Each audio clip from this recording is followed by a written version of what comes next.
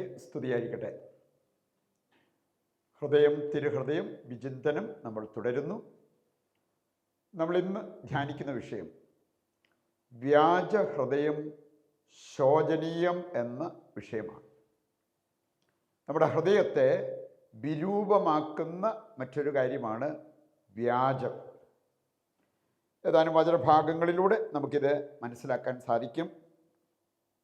പ്രഭാഷകന്റെ പുസ്തകം 4-ാം അധ്യായം 28-ാമത്തെ വചനത്തിൻ്റെ വെളിച്ചത്തിലാണ് ആദ്യത്തെ പോയിന്റ് നമ്മൾ മനസ്സിലാക്കാൻ പരിശ്രമിക്കുന്നത്. ദൈവമക്കൾക്ക് അഭികാമ്യം സത്യഹൃദയമാണ്, വ്യാജഹൃദയമല്ല, സത്യഹൃദയം. അതാണ് പ്രഭാഷകൻ 4:28 വായിക്കുമ്പോൾ നമ്മൾ കാണുന്നത്. മരിക്കേണ്ടി വന്നാലും സത്യം വെടിയരുത്, എങ്കിൽ ദൈവമായ കർത്താവ് നിനക്ക് വേണ്ടി പൊരുതും. ദൈവം നമ്മുടെ കൂടെ നിൽക്കാനും നമ്മുടെ ജീവിതം വിജയത്തിലേക്ക് ദൈവം നയിക്കാനും ആവശ്യമായ ഒരു കാര്യം സത്യഹൃദയം. മരിക്കേണ്ടി വന്നാൽ പോലും സത്യം വെടിയരുത്, വ്യാജം സ്വീകരിക്കരുത് എന്നുള്ളത് കർത്താവ് നമ്മെ ഓർമ്മിപ്പിക്കുന്നു. യോഹന്നാൻ 3-ാം അധ്യായം 33-ാമത്തെ വചനം എടുക്കുമ്പോൾ അവിടെ പറഞ്ഞിട്ടുണ്ട്, ദൈവം സത്യവാനാണ്. റോമാ 3:4-ാമത്തെ വചനം കൂടി എടുത്താൽ, എല്ലാ മനുഷ്യരും വ്യാജം പറഞ്ഞാലും ദൈവം സത്യം വെടിയാതെ സത്യവാനായി തന്നെ തുടരും എന്നുള്ളത് ഈ വചനവും നമ്മെ ഓർമ്മിപ്പിക്കുന്ന കാര്യമാണ്. ഹെബ്രായ ലേഖനം 10-ാം അധ്യായം 22-ാമത്തെ വചനം നമ്മെ പഠിപ്പിക്കുന്നുണ്ട്, ബലി ഫലസംദായകമാകാൻ നമുക്ക് വേണ്ടത് സത്യഹൃദയം. സത്യഹൃദയത്തോടെ ഒരു ബലി അർപ്പിക്കാൻ നമുക്ക് സാധിച്ചാൽ ആ ബലിയിൽ ഒരുപാട് സൽഫലങ്ങൾ ഉണ്ടാകും എന്നുള്ളത് ഈ വചനം നമ്മെ ഓർമ്മിപ്പിക്കാം. രണ്ടാമതായിട്ട്, നാം ദൈവമക്കളായതുകൊണ്ട് നാം തിരിച്ചറിയേണ്ട ഒരു കാര്യമുണ്ട്. ദൈവമക്കൾക്ക് വ്യാജഹൃദയം ശോചനീയമാണ്. ആ ഒരു രീതിയിൽ വേണം നമ്മൾ വ്യാജത്തെ, അസത്യത്തെ കാണാൻ. നമ്മുടെ ഹൃദയത്തെ അത് ബാധിക്കാതിരിക്കാൻ നമ്മൾ പ്രത്യേകം ശ്രദ്ധിക്കണം.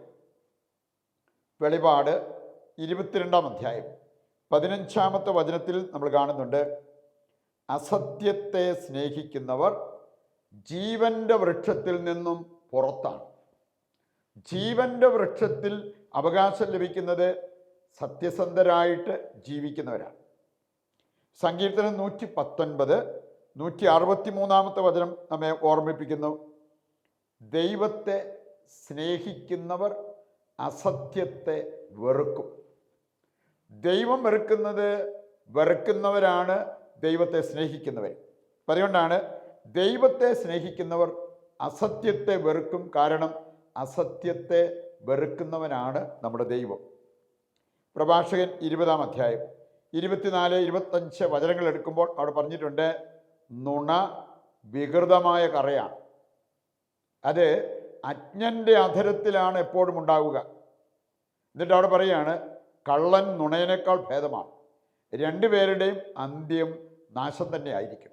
അപ്പം അതുകൊണ്ട് നുണ പറയുന്ന നാവ് അത് ദൈവമക്കൾക്ക് നല്ലതല്ല, യോജിച്ചതല്ല എന്ന് നാം മനസ്സിലാക്കിയിരിക്കണം.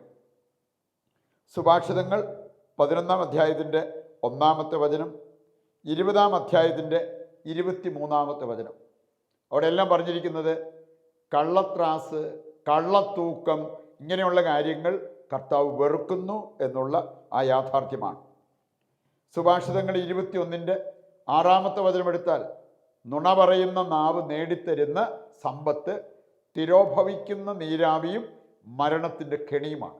അത് നിലനിൽക്കുന്നതല്ല, ദൈവമക്കൾക്ക് നല്ലതല്ല എന്നുള്ളത് ദൈവവചനം നമ്മെ ഓർമ്മിപ്പിക്കുന്നു. ജ്ഞാനത്തിൻ്റെ പുസ്തകം 1-ാം അധ്യായം 11-ാമത്തെ വചനം എടുത്താൽ അവിടെ പറയുന്നുണ്ട്, നുണ പറയുന്ന നാവ് ആത്മാവിനെ നശിപ്പിക്കും. നമ്മുടെ ആത്മാവ് നശിച്ചാൽ ശരീരം എത്ര സൗന്ദര്യമുള്ളതാണെങ്കിലും പ്രിയപ്പെട്ടവരെ അതിന് വിലയില്ല എന്നുള്ളത് നമുക്ക് മനസ്സിലാക്കാൻ പറ്റും.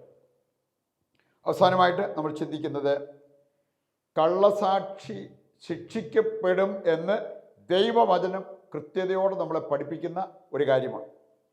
സുഭാഷിതങ്ങൾ 19 5-ാമത്തെ വചനം എടുക്കുമ്പോൾ അവിടെ പറഞ്ഞിട്ടുണ്ട്, കള്ളസാക്ഷി ശിക്ഷിക്കപ്പെടാതിരിക്കില്ല. സക്കറിയായുടെ പുസ്തകം 5-ാം അധ്യായം 1 മുതൽ 4 വരെയുള്ള വചനഭാഗം വായിക്കുമ്പോൾ അവിടെ നമ്മൾ കാണുന്നത് ഒരു പറക്കുന്ന ചുരുളിനെ കുറിച്ച് പറഞ്ഞിരിക്കുന്നതാണ്. ഇത് അയക്കപ്പെടുന്നത് കള്ളം പറയുന്നവരുടെ, അതുപോലെ തന്നെ കള്ളസാക്ഷ്യം വഹിക്കുന്നവരുടെ ഭവനത്തിലേക്ക്.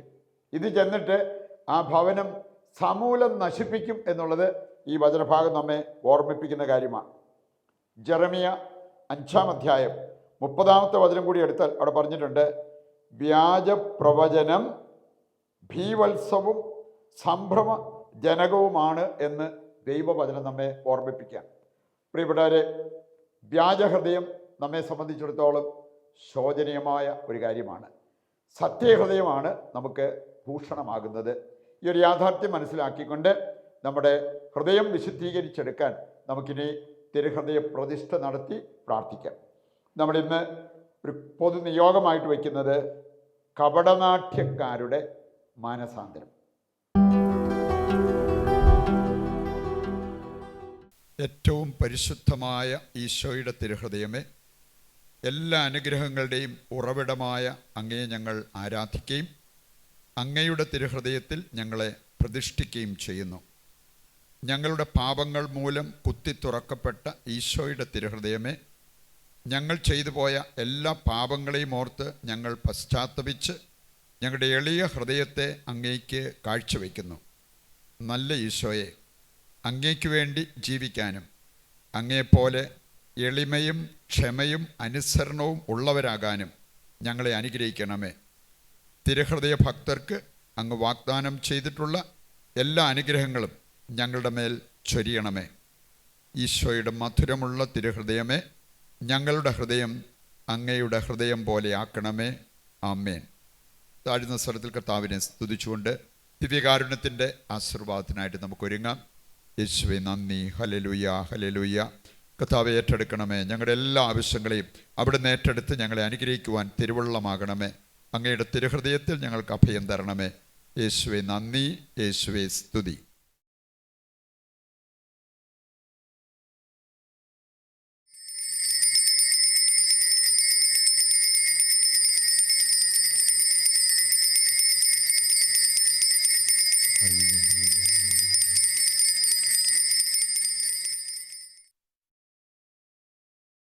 പരിശുദ്ധ പരമ ദിവ്യകാരുണ്യത്തിന് എന്നേരവും ആരാധനയും സ്തുതിയും പുകഴ്ചയും ഉണ്ടായിരിക്കട്ടെ. ഈശോ മിശിഹായ്ക്ക് സ്തുതിയായിരിക്കട്ടെ. ദൈവം നിങ്ങളെ സമർത്ഥമായി അനുഗ്രഹിക്കട്ടെ.